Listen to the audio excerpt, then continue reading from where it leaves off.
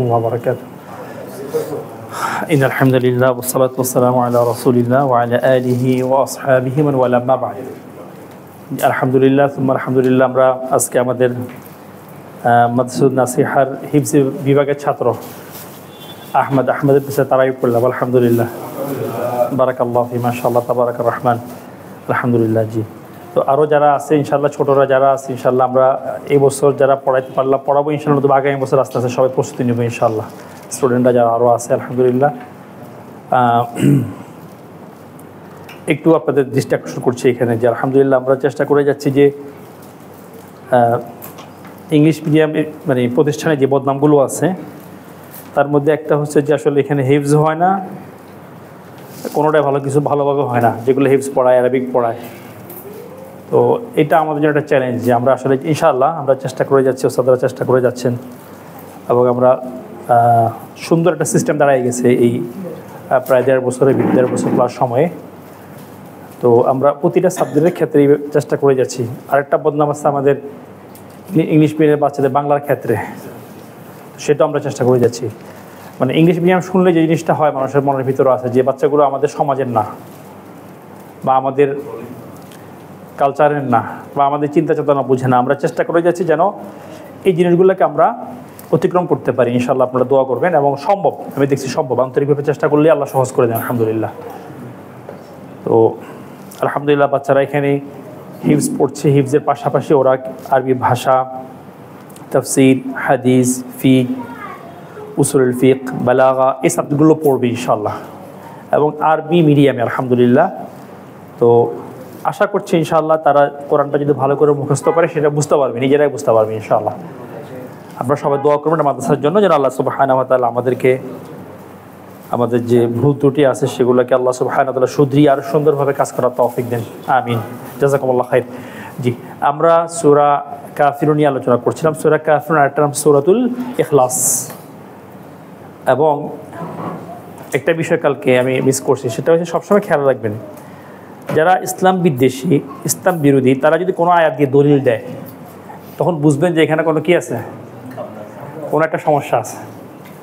হ্যাঁ, যখন যদি বলে যখন এই একজন ছিলেন না শাহরিয়ার কবির নাকি ভদ্রলোকের নাম, হ্যাঁ, সে যখন ইসলাম দিয়ে রেফারেন্স দিয়ে বুঝবেন যে কি আছে, ঝামেলা আছে। হ্যাঁ না, যেহেতু আমি এখানে দাঁড়াইছিলাম ভদ্রলোক বলতে হবে। জি, আল্লাহ সবাইকে হেদায়েত দান করুন, আমিন। খেয়াল রাখবেন এটা আসলে শয়তান বিভিন্নভাবে মানুষকে বিভ্রান্ত করে। তো এটা একটা বিভ্রান্তি যে কোরআন এবং সুন্নাহ দিয়ে কী করা, বাতিলকে সাব্যস্ত করা। কোরআন সুন্নাহ দিয়ে কী করা, বাতিলকে সাব্যস্ত করা। এটা যুগে যুগে ছিল, থাকবে, এটা খুবই স্বাভাবিক একটা জিনিস। মানে এই অর্থে যে এটা করবেই কিছু লোক, ওই কারণে আমি স্বাভাবিক বলতেছি। আমরা খেয়াল রাখবো ইনশাআল্লাহ, আমরা দিন শেখার চেষ্টা করবো। আপনি দিন শিখবেন, দিন মানবেন, এটাই দিন কায়েম। খেয়াল রাখবেন, দিন কায়েম ব্যক্তি জীবনে, দিন কায়েম পারিবারিক জীবনে, দিন কায়েম সামাজিক জীবনে, দিন কায়েম রাষ্ট্রীয় জীবনে, সব ক্ষেত্রেই আপনি যখন যেখানে সুযোগ আছে সেখানে কায়েম করার চেষ্টা করবেন ইনশাআল্লাহ। এইটা বলার সুযোগ নেই শুধু রাষ্ট্রে দিন কায়েম হলে দিন কায়েম হবে, এটা আর একটা ভ্রান্তি। হ্যাঁ, আপনি যদি নামাজ পড়েন, সিয়াম, সালাত, ইসলামের বিধিবিধান, ইসলাম জানেন, বুঝেন, মানেন, ইসলামের দাওয়াত দেন, আপনি সফল মানুষ ইনশাআল্লাহ। আল্লাহ আমাদেরকে বুঝার তৌফিক দেন, আমিন। খালাস, আমরা সূরা এরপরে সূরা নাসর, সূরাতু আন-নাসর।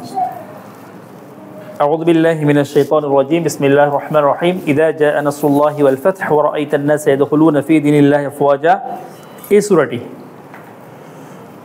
ইযা মানে কি, যখন, যা আসবে, যদিও এটা মাদি অতীতকালীন ক্রিয়া কিন্তু ভবিষ্যতের অর্থ দেবে, কারণ ইদা আসার পরে এই অর্থটা মাদি আসলে মদর অর্থতে পাস্ট প্রেজেন্টের অর্থ দিয়ে থাকে। যখন আসবে নাসরুল্লাহি, নাসরুম মিনাল্লাহ, কার পক্ষ থেকে সাহায্য, আল্লাহর পক্ষ থেকে।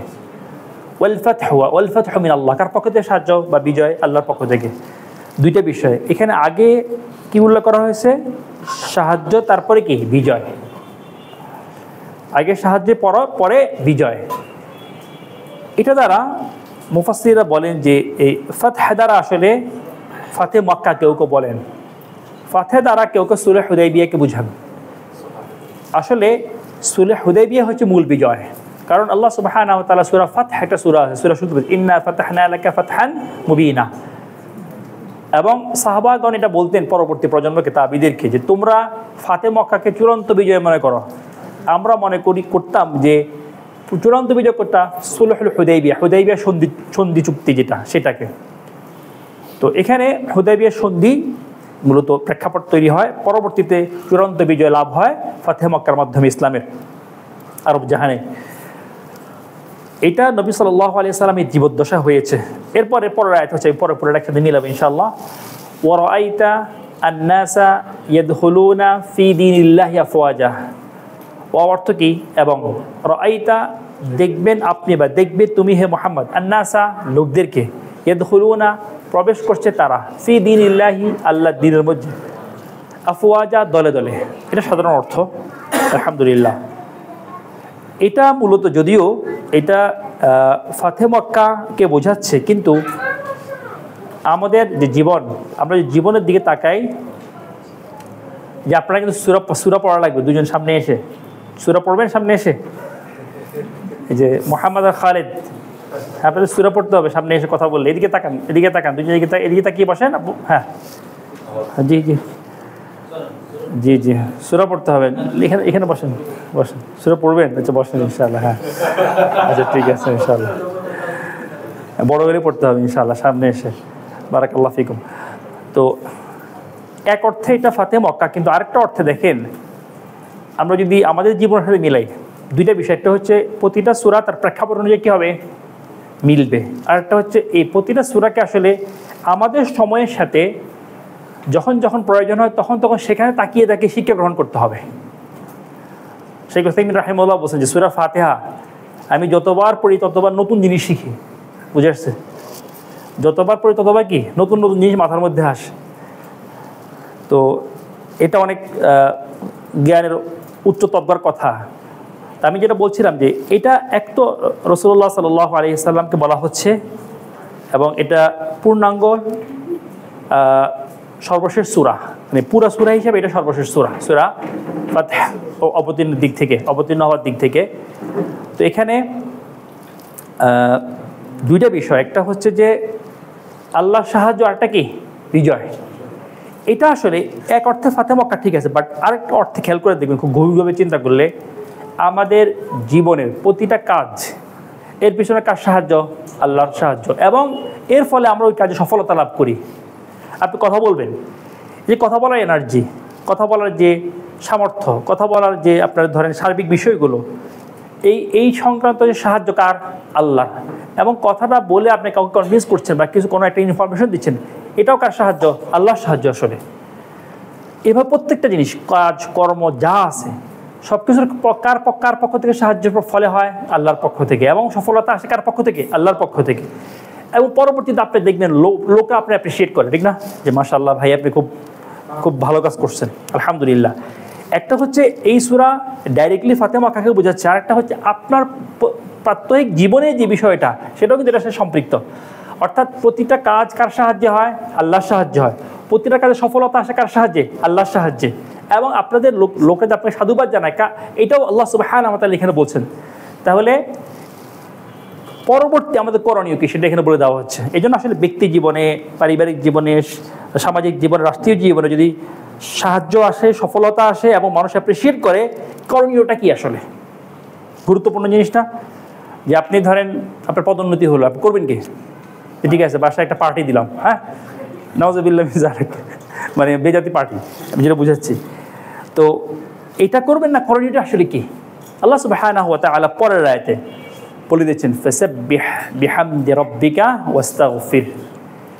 এই যে আমাদের এখন সংস্কারের কথা হচ্ছে না, ধরুন আমাদের একটা বিজয় আসছে, বাংলাদেশে আসছে না,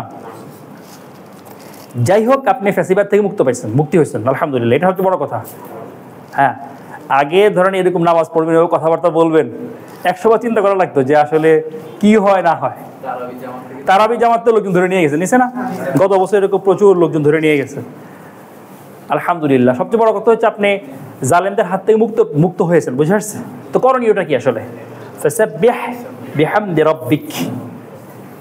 ফা অর্থ যথাসময়ে, ফা লিত্তাকিব, যথাসময়ে। সাব্বিহ এটা ফেল আমর, এটা একটা আপনার আদেশসূচক শব্দ। সাব্বিহ আপনি তাসবিহ করুন, তাসবির অর্থ বলেছিলাম আগে। তাসবির অর্থ কি? আল্লাহ সুবহানাহু ওয়া তাআলা সকল ঘাটতি থেকে মুক্ত, সকল ত্রুটি থেকে মুক্ত, আপনার যে বিশ্বাস সেটা প্রকাশ করা, সেটা কি বলা হয়? তাসবিহ। আল্লাহ সকল ভুলের ঊর্ধ্বে, সকল ঘাটতি থেকে মুক্ত, এই যে আকীদা সেটাকে প্রকাশ করাকে বলা হয় কি? তাসবিহ। আর হামদকে বলা হয়, হামদ হচ্ছে আল্লাহ সুবহানাহু ওয়া তাআলা সকল গুণে গুণান্বিত এবং গুণটা সিফাতটা কামিল পূর্ণাঙ্গ, সেটা প্রকাশ করা কি বলা হয়? হামদ। দুইটা আসছে না এখানে, ফাসাব্বিহ বিহামদি রাব্বিক। প্রথমে কি আসবে? তাসবিহ, পরে কি? তাহমিদ। হামদ বা তাহমিদ, প্রথম তাসবিহ পরে কি? তাহমিদ। তিনি যে ঘাটতি মুক্ত সে ঘোষণা দেওয়া, আর তিনি যে প্রতিটা সিফাতে কামিল পূর্ণাঙ্গ সে ঘোষণা দেওয়া। খেয়াল করে দেখেন, ঘাটতি মুক্ত এবং কি সকল গুণে গুণান্বিত পূর্ণাঙ্গভাবে, এই ঘোষণা দেওয়াকে তাসবিহ এবং কি বলা হয়? তাহমিদ। কেন বলেন তো? এরপরে রব আসছে। কি আসছে? রব। আল্লাহ সুবহানাহু ওয়া তাআলা আপনার স্রষ্টা। ঘুরে ফিরে দেখবেন কোরআন কিন্তু মানে কিছু বিষয়কে বিভিন্ন অ্যাঙ্গেল থেকে বুঝাচ্ছে। কারণ হচ্ছে যে আমরা অনেক সময় আমাদের খেয়াল ছুটে যায়, খেয়ালটা থাকে না। এই জন্য আমাদেরকে খেয়াল করানোর জন্য আল্লাহ কী করেন? বিভিন্ন ডাইমেনশনের কথাগুলো আমাদের সামনে তুলে ধরেন। এখানে এরপরে কি আসছে? রব। কি আসছে? রব। রব অর্থ কি? আল খালিক ওয়াল মালিক ওয়াল মুদাব্বির। অর্থাৎ আল্লাহ সুবহানাহু ওয়া তাআলা তিনি যে সৃষ্টি করেছেন সেখানে কোনো কি নেই? ঘাটতি নেই, এবং পূর্ণাঙ্গ সৃষ্টিটা তার মালিকানা, এখানে কোনো ঘাটতি নেই, পূর্ণাঙ্গ, এবং তিনি সব কিছুকে পরিচালনা করার ক্ষেত্রে যা প্রোভাইড করা দরকার পুরোটাই প্রোভাইড করছে, এতে কোনো কি নেই? ঘাটতি নেই। বুঝে আসছে? এটা বলার উদ্দেশ্য কি বলেন তো? বলার উদ্দেশ্য হচ্ছে এটা যে আল্লাহ সুবহানাহু ওয়া তাআলা যে বিধান দিবেন তার মধ্যে কি নেই? কোনো ঘাটতি নেই, আর বিধানগুলো কি? পূর্ণাঙ্গ, পরিপূর্ণ, কমপ্লিট, কিয়ামত পর্যন্ত। বুঝে আসছে? তাহলে আপনি তাসবিহ করছেন, দ্যাট মিনস আল্লাহ সুবহানাহু ওয়া তাআলাকে আপনি দুই দিক থেকে মানার, তার মধ্যে ঘাটতি নেই এই ঘোষণা দিয়ে, এই বিশ্বাস প্রকাশ করে তিনি সকল গুণে গুণান্বিত, সেই বিশ্বাসকে ধারণ করে আপনি মানার জন্য, তাকে মানার জন্য প্রস্তুত। এটাই বুঝে আসলে। খেয়াল করে দেখেন, আপনি যদি কেউ যদি ধরেন অধীনস্থ কেউ যে জি sir, yes sir, no sir, দেখবেন আর্মিতে বা ডিফেন্সে বেশি হয়। আমি লম্বা সময় কাজ করছি ওনাদের সাথে ইউনিভার্সিটিতে প্লাস আর্মি হেডকোয়ার্টারে। তো দেখলাম যে অধীনস্থ বা যারা জুনিয়র অফিসার মানে স্যার স্যার আগে পরে কেন বলে? তার আনুগত্য প্রকাশ করে। তার কি প্রকাশ করে? যে স্যার যে কথাটা বলবে সে কথা, একটা কথা আছে না, বস ইজ কি অলওয়েজ রাইট। বুঝে আসছে? মানে স্যারকে মানা, স্যার স্যার বলার থেকে স্যার আমি আপনার কথার সাথে কি একমত, সব কথা মানবো আমি। আপনি তাসবিহ এবং তাহমিদ করার অর্থ কি? আল্লাহ সুবহানাহু ওয়া তাআলার প্রত্যেকটা বিধানকে আপনি মানার জন্য কি প্রস্তুত। আপনি যে সংস্কার করবেন রাষ্ট্র, পরিবার, সমাজ, দেশ, আসলে সংস্কার করতে হলে আগে বিশ্বাস ঠিক করতে হবে। আগে কী করতে হবে? বিশ্বাস ঠিক করতে হবে, আগে তো ঠিক করতে হবে। যেটা দিয়ে ঠিক করবেন সেটা সংস্কার করার যোগ্যতা রাখে কিনা সেটা দেখতে হবে আগে। বুঝে আসছে? কারণ আপনি বললেন যে না এই রোগের মেডিসিন হচ্ছে এইটা, কিন্তু দেখলেন খাওয়ানোর পরে রুগী মরে গেছে। বুঝে আসছে? রুগী মরে গেছে, মান গায়েব, রোগী গায়েব, দুনিয়া থেকে গায়েব। বুঝে আসছে? তাহলে এটা কার্যকরী ওষুধ না। আসলে এটা একটা ভুল এক্সাম্পশন ছিল, ডাক্তারদের ধারণা ছিল এটা কার্যকরী ওষুধ না। বুঝে আসছে? সংস্কার করে মুখে ফেনা তুলবেন, আসলে লাভ হবে না। দেখেন চূড়ান্ত সূরা, শেষ সূরা, পূর্ণাঙ্গ সূরার মধ্যে আল্লাহ বলছেন কি? সংস্কার হয়ে গেল না? আল-ইয়াওমা আকমালতু লাকুম দীনাকুম ওয়া আতমামতু আলাইকুম নি'মাতি ওয়া রাদিতু লাকুমুল ইসলামা দীনা। পুরো সংস্কার হয়ে গেছে। এরপরে বলতেছেন যে এই আকীদা রাখতে হবে কোনটা? তাসবিহ এবং কি? তাহমিদ। বুঝে আসছে? তখন আপনার এই জিনিসটা কার্যকরী হবে। এই জন্য সূরা বাইয়িনার মধ্যে আল্লাহ সুবহানাহু ওয়া তাআলা বলেছেন যে ফিহা কুতুবুন কাইয়্যিমা, মানে ফিহা এর মধ্যে রয়েছে, কিসের মধ্যে? এই কোরআনের মধ্যে, এই সহিফাগুলোর মধ্যে রয়েছে কুতুবুন কাইয়্যিমা। দুটো অর্থ। একটা অর্থ হচ্ছে যে ভারসাম্যপূর্ণ বিধিবিধান এবং আপনার বস্তুনিষ্ঠ তত্ত্ব এবং তথ্য, থিওরি এবং ইনফরমেশন। বুঝে আসছে? কোরআনে কয়টা জিনিস আছে? দুইটা জিনিসের আগে আলোচনা করেছিলাম। একটা কি? আল আহকাম আল আদিলা। আল আহকাম আল আদিলা, একেবারে প্রত্যেকটা বিধিবিধান ন্যায়নিষ্ঠ। উইন পজিশন দেখেছি না সূরা নূর থেকে একটা উদাহরণ। উইন পজিশন যে কোনো ক্ষেত্রেই উভয় পক্ষের জন্য, বিবাদী সবার জন্য কি উইন পজিশন তৈরি করে কোরআন ইনসাফ কায়েম করে।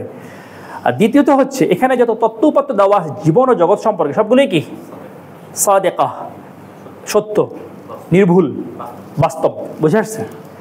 এটা একটা অর্থ কাইয়্যিমার, কুতুবুন কাইয়্যিমা। আর একটা অর্থ হচ্ছে যে কুতুবুন কাইয়িম, কাইয়িম অর্থ হচ্ছে আসলে কাইয়িমুন লিনাফসিহি, সে নিজে ঠিক আছে, এই বক্তব্যগুলো নিজে কি আছে, ঠিক আছে। মুকাইয়িমুন লিগাইরিহি, সে অন্যকে ঠিক করতে পারে। বুঝে আসছে? কোরআনের বৈশিষ্ট্য কি? কোরআন বক্তব্য হিসাবে নিজে কি আছে, ঠিক আছে, এবং অন্যকে ঠিক করতে পারে এমন বক্তব্য কোরআন। তাসবিহ যে করছেন, কিছু তাসবিহ করছেন, এই বিশ্বাসগুলো তাসবিহ করছেন যে এই কোরআনে কোনো কি নেই, কোনো ভুল নাই, ঘাটতি নাই, কমতি নাই, কিচ্ছু নেই। বুঝে আসছে? এবং পূর্ণতা যা থাকা দরকার সবটাই আছে, এটা কিন্তু কেউ দাবি করতে পারবে না। না ইউরোপিয়ান ধরেন তাদের যে সংবিধান, না আমেরিকান সংবিধান, নাকি বাংলাদেশের কোনো সংবিধান দাবি করতে পারবে না যে আমার সংবিধান কি নির্ভুল এবং সকল ভুলের ঊর্ধ্বে, এটা কেউ দাবি করতে পারবে না। বুকে হাত দিয়ে কেউ কথা বলতে পারবে না, জোরে মানে জুলুম করে জোর করে বলতে পারবে, কিন্তু সত্যিকারভাবে কেউ এই কথা বলতে পারবে না। আল্লাহ সুবহানাহু ওয়া তাআলা আমাদেরকে এই জিনিস দিয়েছেন। আসলে মুসলিম উম্মার অনন্য হওয়ার যে মূল বৈশিষ্ট্য সেটা হচ্ছে কি কোরআন। সেটা কি? কোরআন এবং সুন্নাহ। কোরআন এবং কি? সুন্নাহ, অবিকৃত। আপনারা জানেন অনেকেই যে আপনার এই যে খ্রিস্টানদের যে কিতাব বাইবেল, বাইবেলের মানে বাইবেল তো অনেকগুলো কপি হয়ে গেছিল, বুঝে আসছে? বিভিন্ন নুসখা পাওয়া যেত, বিভিন্ন কপি পাওয়া যেত, হাজার হাজার ভার্সন। পরে এখন কি করবে, কোনটা কোনটা তারা এটাকে ধরেন এখান থেকে চয়ন করবে, কারটা নিবে, কার মন কে খুশি হয়, কে বেজার হয়। তো এটা টেবিলের উপরে, আজব, এটা সত্যি ঘটনা, টেবিলের উপরে রাখছে সব সব নুসখাগুলো, সব কপিগুলো, যে কয়টা টেবিলের উপর টিকছে ওগুলোই কি গ্রহণযোগ্য, বাকিগুলো কি বাতিল। এই হচ্ছে ধর্মের ভিত্তি কাদের? ইউরোপিয়ানদের, আমেরিকানদের। বুঝে আসছে?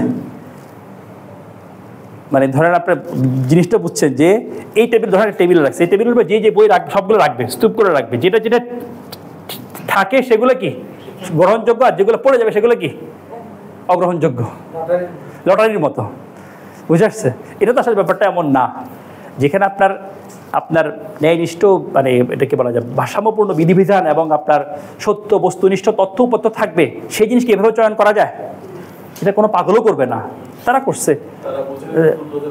হ্যাঁ, তো এই জন্য আলহামদুলিল্লাহ আমাদের মূল ধনকে, মূল সম্পদকে কোরআন এবং সহিহ সুন্নাহ। ইনশাআল্লাহ আমরা আজীবন চেষ্টা করে যাব এটাকে বুঝতে এবং বুঝাতে। আল্লাহ আমাদের সে তৌফিক দেন, আমিন। জাযাকুমুল্লাহ খাইর। আসসালামু আলাইকুম। ও একটা ঘোষণা আপনাদের জন্য, একটা গিফট হয়েছে। আমরা আলোচনার এক ফাঁকে আমরা বলেছিলাম যে দুইটা বিষয়কে আমরা প্রাধান্য দেব, একটা হচ্ছে কি ঈমান, আমারটা কি আমল, আকীদা এবং আমল, এটা আমাদের মূল জিনিস। তা আমরা আর আমলের মধ্যে সবচেয়ে গুরুত্বপূর্ণ আমল কোনটা? সালাত। তো এই দুই বিষয়ের উপরে, আকীদার উপরে এবং সালাতের উপরে আমরা দুইটা বই আমাদের সব ভাইদের জন্য ব্যবস্থা করেছি। আপনাদের কোনো ভাই বোনদের জন্য নিচে আসেন, একজন নিচে থেকে আমাদের ওস্তাদা আসেন, উনি দিয়ে দেবেন ইনশাআল্লাহ, আপনারা নিয়ে নেবেন। আর এখানে আপনারা যারা আসছেন আপনারা নিয়ে যাবেন, যাওয়ার সময় মনির ভাই সাথে নিয়ে যাবেন ইনশাআল্লাহ, যাওয়ার সময় 8 টাকা শেষ হওয়ার পরে আর কি ইনশাআল্লাহ। জি, প্রত্যেকের জন্য দুইটা করে বই, আকীদার উপর একটা বই আর একটা সালাতের উপরে বই। বারাকাল্লাহু ফিকুম। আসসালামু আলাইকুম ওয়া রাহমাতুল্লাহি ওয়া বারাকাতুহু।